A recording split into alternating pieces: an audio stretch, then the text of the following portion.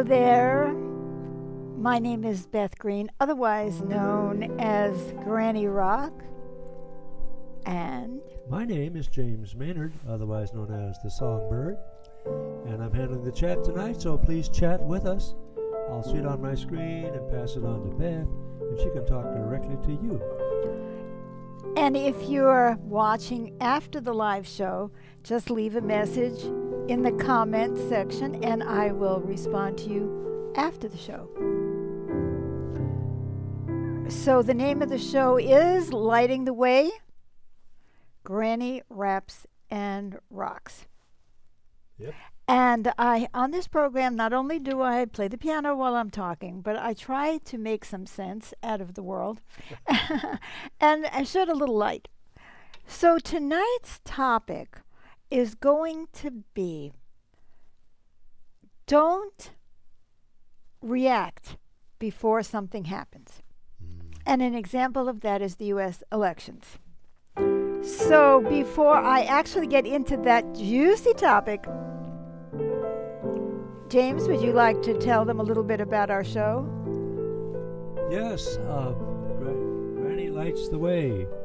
We have an opportunity tonight to receive her wit, her wisdom, and her very uncommon sense that might help bring us to our senses in some way. Yes, and we broadcast every Wednesday night at 6:30 p.m. Pacific time. So there you have it. Okay. So, let's see if we are, in fact, we're assuming that we are, in fact, streaming, although we're not seeing it yet. So, anyway, why am I saying that the U.S. elections is an example of don't react to something before it happens? Well, it doesn't matter for the purposes of this discussion whether you are a Republican, a Democrat, or anything else. There was a lot of talk about the red wave. For those of you who are not in the U.S., that meant the Republican Party was going to come in and sweep everything and make a huge landslide, and the Democrats were going to go away defeated and all of that. And then, so that was supposed to happen. And now, so what happens with people anticipating that this was going to happen is that a lot of Democrats were, the red wave is coming. The red wave is coming. The red wave is coming. Oh, no. Oh, no. Should we move? Should we go buy a house in Canada? Should we go to, where the hell are we going to go? So, on the other hand, if you were of the Republican persuasion, you were saying, oh, what are we going to do with all this power that we're going to have?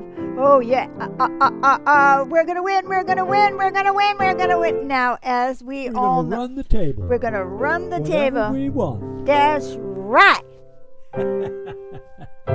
Okay, so what does that end up looking like? You know, so it turned out that there was no red wave, that the Republicans have picked up some seats, maybe some power, but it was hardly the red wave. It's just a little bit, it's very marginal. So now people are left with, whose fault is it that I thought that red wave was coming? And why didn't the red wave come? And blah, blah, blah, blah, blah, blah, blah, blah, blah, blah. And on the Democratic side, I said, no red wave. Okay. Now, what am I trying to point out? That people were reacting in advance to something that had not happened yet. And everybody's out there giving their opinions. Oh, yes, it's going to happen because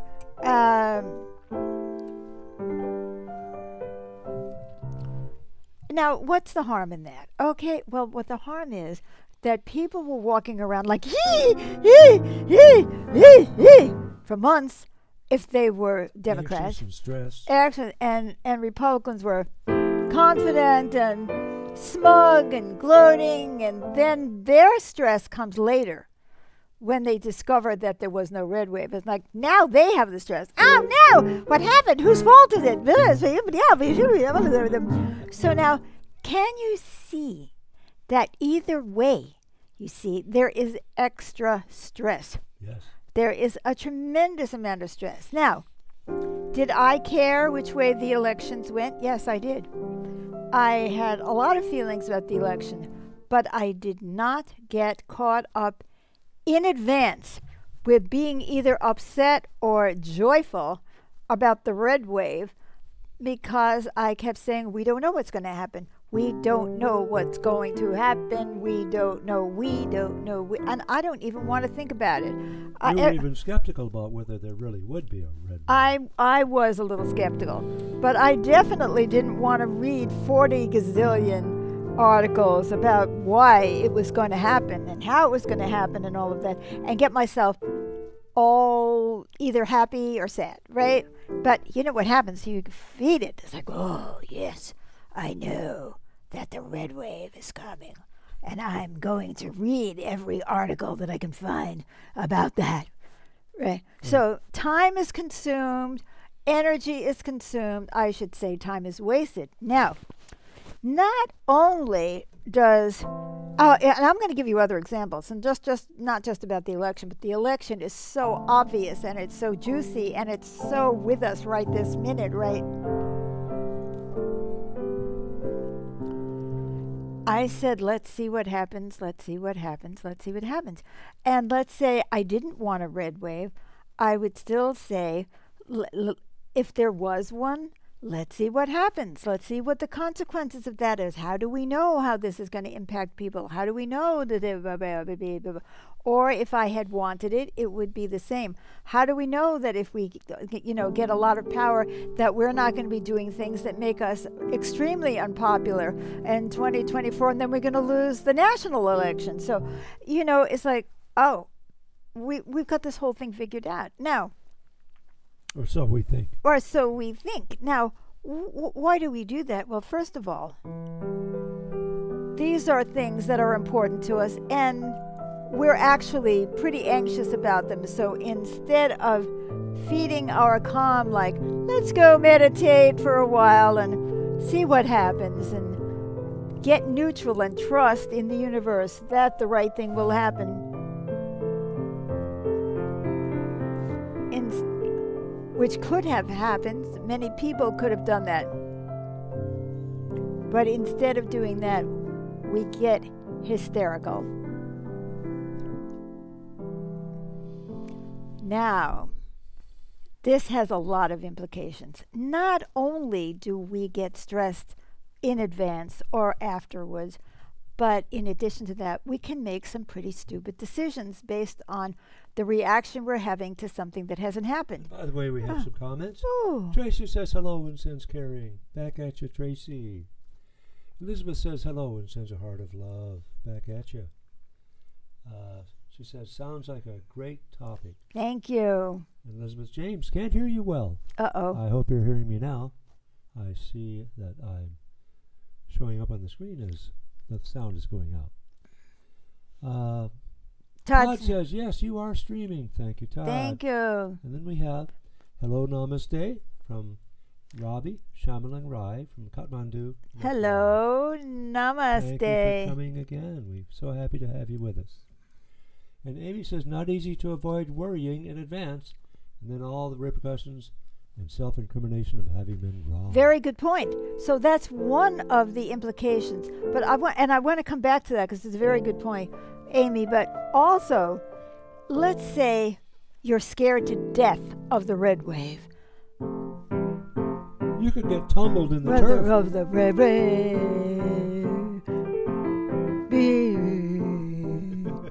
Beware of the red wave. Let's move.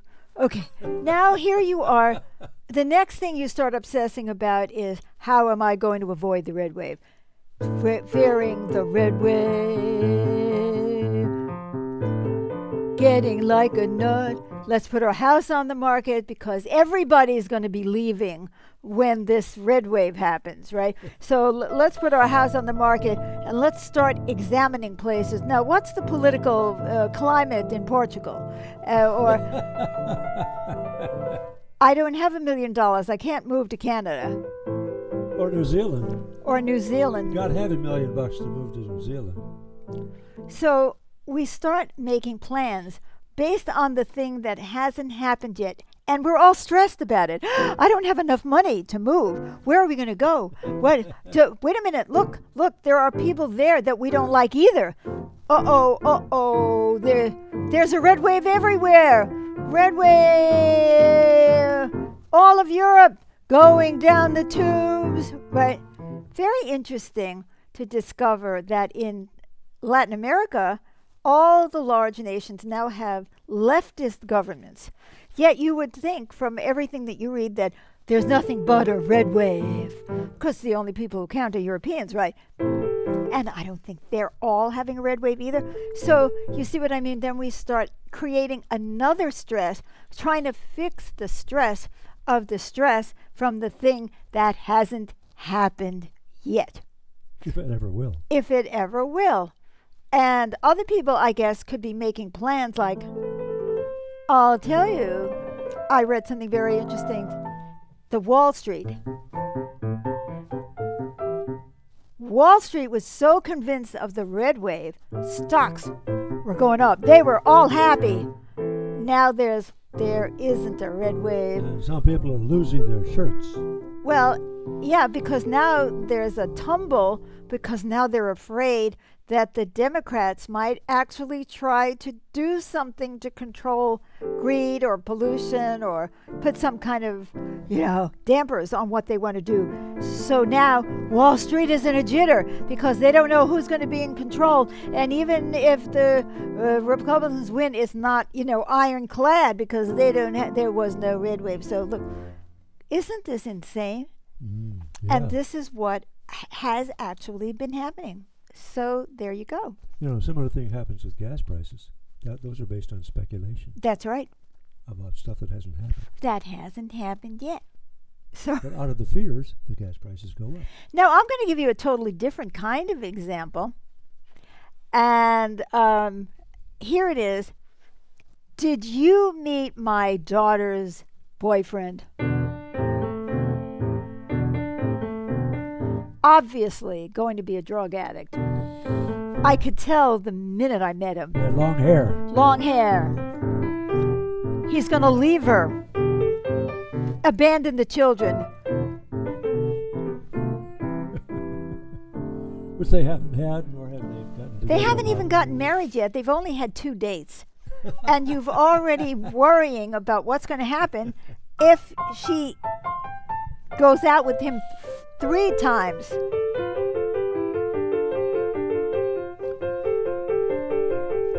Boyfriend wave, boyfriend wave.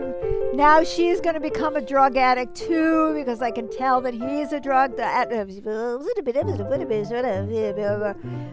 What you don't know is that it turns out this guy has been a drug addict, but he's sober and he's trying to get your daughter to avoid drugs or get off drugs herself. But you don't know that, right? Because you're too busy assuming. Okay. Now, does it make sense to look ahead? To a degree, it makes sense to look ahead. For example, we are in our late 70s. And there is a high probability that we're going to get sick or we're going to have dementia or we're going to go broke because I can't work or anyway. So do we need to plan for that? Well, to a degree. But none of those things may ever happen. So all the things that we assume are going to happen, no, they won't, because at 83, we're going to drop dead. We don't have to worry about having enough money to go into that residence.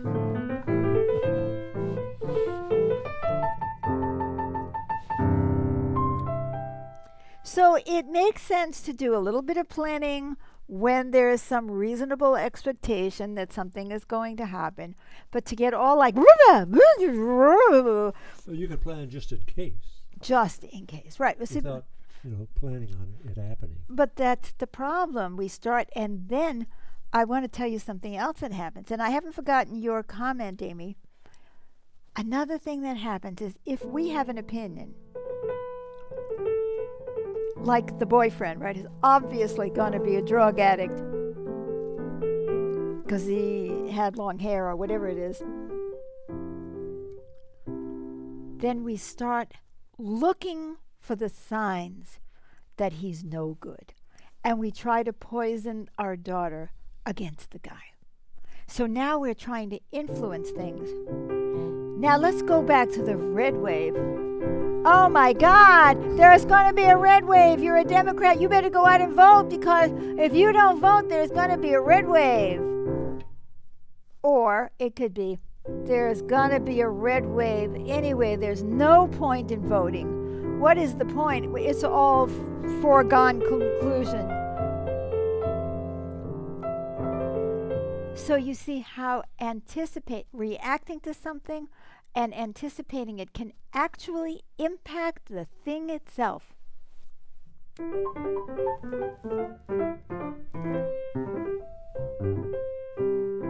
If I practice the piano because I'm so disabled, I'm going to become crippled, and then I won't be able to play.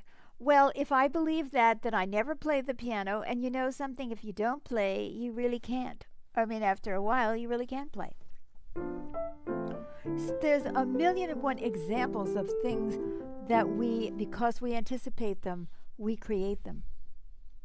Oh, I'm going to die anyway at a young age, so I might as well do drugs and have alcohol and indiscriminate sex all at the same time. Anyway. And we, as I say, become very invested in being right, because the other thing that we have to do is be in the know, which of course has everything to do with why we get into this to start with. Because we know, we have to know. I read it in Facebook. I saw it online. Somebody said it. And, you know, were they prejudiced? Were they either like, oh, this is doom and gloom, or this is going to be great? How accurate were they? Now let me go back to what? Not easy to avoid worrying in advance, and then all the repercussions and self-incrimination of having been wrong. See, I want to come back to your point, Amy, because we end up very often looking like fools.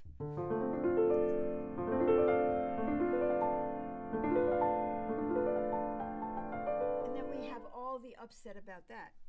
When we have to know, we don't want to be caught by surprise. All of a sudden, on election day, we discover that there's a red wave. Now, I want to give you another example, or that there isn't a red wave. I want to give you another example. This is about being prepared.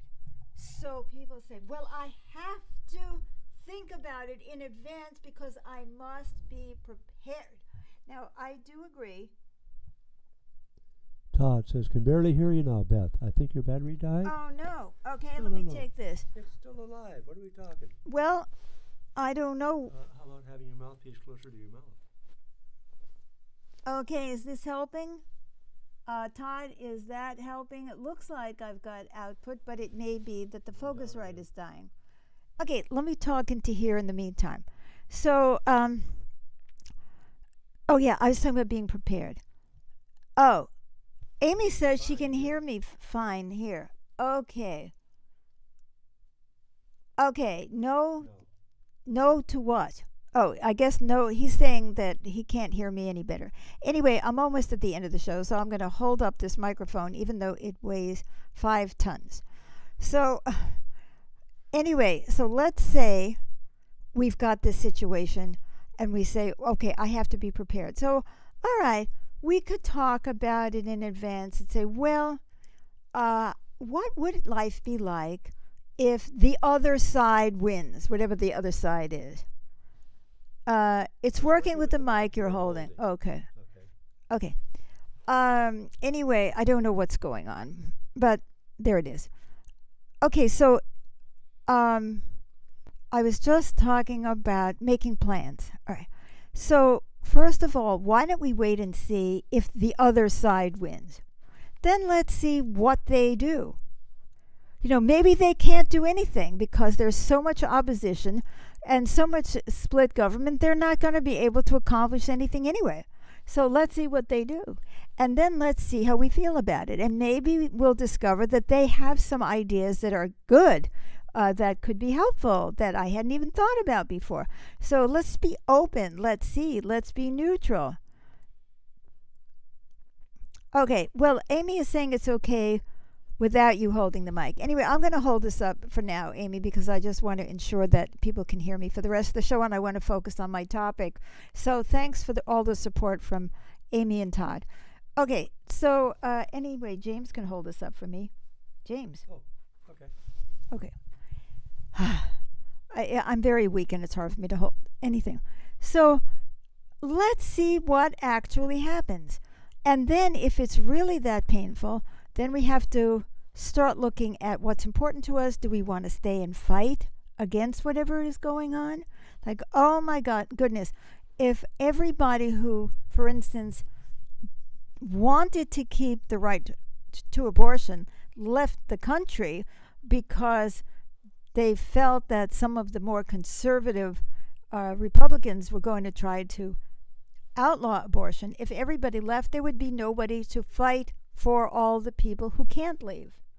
So is that really the best solution? But see, when you're in the reaction, the fear reaction, we panic and we start having crazy thinking, and so maybe moving isn't such a good idea. Maybe we should do something else, or maybe we should sit through it, because we know that in a couple of years everything is going to turn around anyway. You know, nobody ever believes it, but as soon as one thing is elected, the opposition is going to start growing and growing and growing and overthrow it. So it's like this way, you know, it's the pendulum swing of politics. It's Barack Obama, and then it's, oh yeah, we finally had a black president. It's like, oh no, why is this monkey running our country? We have to go out there and make sure. Some people actually said that. Yeah, and we have to get only white people, you know, do that. So, you know, there's always going to be a backlash and a change. So we stay calm and we observe and we ask ourselves, how can we help? What is the best thing that I can do? And I know that the best thing that I was able to do is try to keep myself calm and keep everybody around me calm and say, just stay neutral. How do we know what the universe has in store for us? We can't assume that just because we want something to work out a particular way, that is the most beneficial thing anyway. And if we become attached to a certain idea of what's going to happen, we're going to become bringing it on instead of letting it happen. And then there's one more thing that I really want to say about this. If you go to the doctor and that doctor is going to give you a shot, I don't mean shoot you, I mean give you, an injection, or give you some kind of painkiller so they can do surgery, and you tense up, what's going to happen? More pain. It's exactly the same, guys.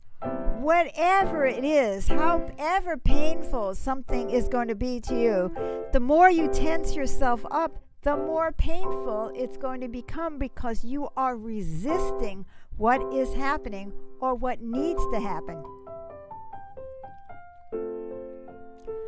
And that is very, very foolish.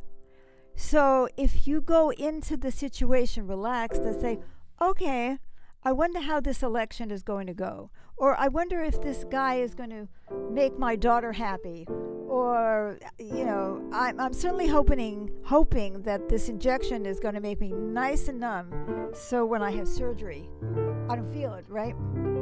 And you welcome it. You say, okay, I welcome whatever happens.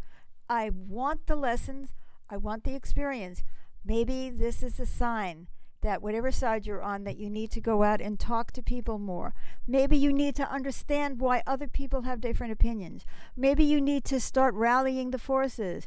Maybe you need to be looking at your own side and why it lost. These are all things that can happen if you're in a state of relaxation. So, it does not help in any way to anticipate and to react in advance, it's a sure way to get an ulcer. And sometimes to blind yourself to whatever beneficial things might be happening in the universe if you're only looking for them. So that's it for tonight. Every Wednesday night at 6:30 p.m., Lighting the Way, Granny Raps and Rocks, and every Thursday night, Magical Improvs, where James and I do improvisational music, and we love that show, and we hope you do too. That's Thursday night at 7 p.m., where Lighting the Way is Wednesday night at 6:30. And the show on Thursday is Beth Green and the Healing Arts Band. That's right. Where typically she and I improvise together. And I also do some piano improvs and add some surprises. So that's it, guys. We love you. Thank you so much for coming. Thank you for your comments. Please like or love the show. Please share this show with people. How many people do you know have been going through all kinds of stuff about this election? Let them hear this. Maybe they'll be able to hear it now. And let us all have a different approach. So follow our page on Facebook. Love the show. Add your comments. Come back soon and share the show with the many, many, many people who are stuck in this syndrome. And what can you do? I didn't even get to what can you do. Take a breath. Go relax and say, I don't really know. I don't really know what's going to happen, and I don't know how it'll impact things. So I think I will just get neutral and observe. And that's all I can say for now. Okay, thanks for joining us. Glad to have you with us. Bye-bye for now.